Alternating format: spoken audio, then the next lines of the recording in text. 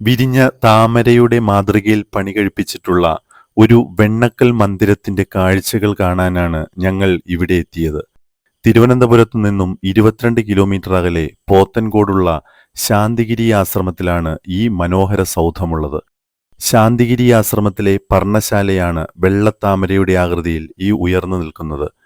91 അടി ഉയരവും 84 അടി ചുറ്റളവുമുള്ള ഈ വെണ്ണക്കൽ മന്ദിരം പൂർണ്ണമായ വിടർന്ന താമരയുടെ രൂപത്തിലുള്ളതാണ്. മുകളിലേക്ക് 41 അടി ഉയരമുള്ള 12 ഇതളുകളും താഴേക്ക് 31 അടി നീളമുള്ള 9 ഇതളുകളുമായാണ് താമര വിരിഞ്ഞു വരുന്നത്. മക്രാന മാർബിളിൽ നല്ല വെണ്ണക്കൽ സൗധമായി വിരിഞ്ഞു നിൽക്കുന്നത് കാണാൻ തന്നെ നല്ലൊരഴകാണ്. രാത്രിയിൽ വിവിധ വർണ്ണങ്ങളിൽ തെളിഞ്ഞു നിൽക്കുന്ന കാഴ്ചകൾ പകലുള്ളതിനേക്കാൾ മനോഹരമാണ്. ഈ താമരസൗധം 10 വർഷം കൊണ്ടാണ് നിർമ്മാണം പൂർത്തിയാക്കിയത്. 100 ഏക്കറിലധികം വരുന്ന മനോഹരമായ ഭൂപ്രകൃതിയിലാണ് ഇത് പണികഴിപ്പിച്ചിട്ടുള്ളത്. തലസ്ഥാന നഗരിയിലെത്തുന്ന വിനോദസഞ്ചാരികൾക്ക് ഇഷ്ടപ്പെട്ട ഡെസ്റ്റിനേഷനായി ശാന്തിഗിരിയിലെ ഈ വെണ്ണക്കൽ താമരസൗധം മാറിയിട്ടുണ്ട്.